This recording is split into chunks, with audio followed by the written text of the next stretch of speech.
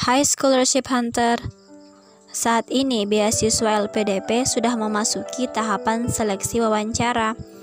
Sebelumnya banyak yang udah gagal dalam seleksi administrasi. Tahapan seleksi administrasi merupakan tahapan pertama yang harus dilalui bagi pelamar beasiswa LPDP. Sayangnya, banyak pendaftar yang melakukan kesalahan dalam pendaftaran, sehingga mereka tidak bisa lanjut dalam tahapan seleksi wawancara.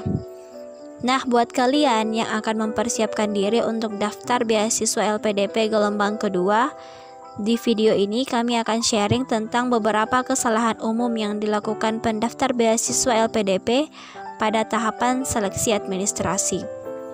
Namun sebelum kita lanjut, jangan lupa subscribe channel ini ya. 1. Mengabaikan skor TOEFL atau IELTS. Pertama yang harus kamu tahu dulu, jalur mana yang mau kamu ambil. Kemudian, berapa skor TOEFL atau IELTS yang dibutuhkan. Setiap jalur memiliki persyaratan nilai sertifikat bahasa Inggris yang berbeda-beda. Hal ini bergantung pada jalur apa yang kamu pilih dan universitas mana yang menjadi tujuanmu.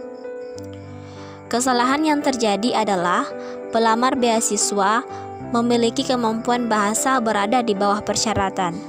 Jika kamu ingin apply beasiswa master luar negeri dengan jalur reguler dan skor IELTS kamu masih 5,0, ya jangan daftar dulu ya, karena dipastikan tidak akan lolos seleksi administrasi. Begitu pula dengan yang lainnya, pastikan sesuai persyaratan.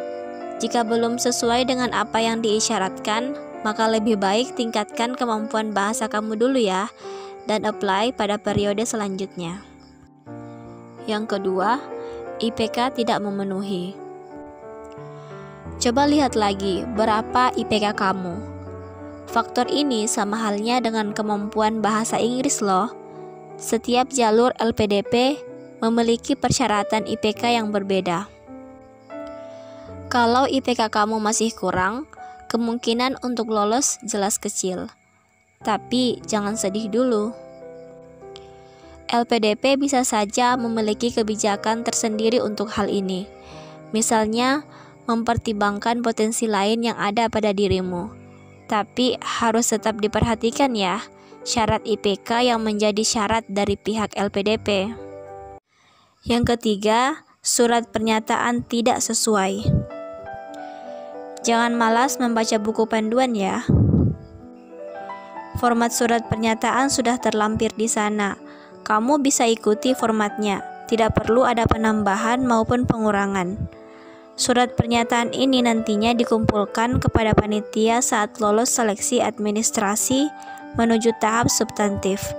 Kemudian akan diserahkan pada saat verifikasi berkas, yang tidak lain adalah salah satu tahapan pada tahap substantif. Yang keempat, mengabaikan surat keterangan sehat. Kamu harus melampirkan surat keterangan sehat, baik bebas narkoba maupun bebas TBC. Jika tujuan universitasmu di dalam negeri, yang dibutuhkan hanyalah 2, yaitu surat keterangan berbadan sehat dan bebas narkoba. Namun, untuk universitas luar negeri, selain kedua surat tersebut, kamu juga harus menyertakan surat keterangan bebas TBC. Perlu diketahui, surat yang diperbolehkan adalah surat yang dikeluarkan dari rumah sakit pemerintah, jadi selain itu tidak boleh ya. 5. Berkas tidak lengkap.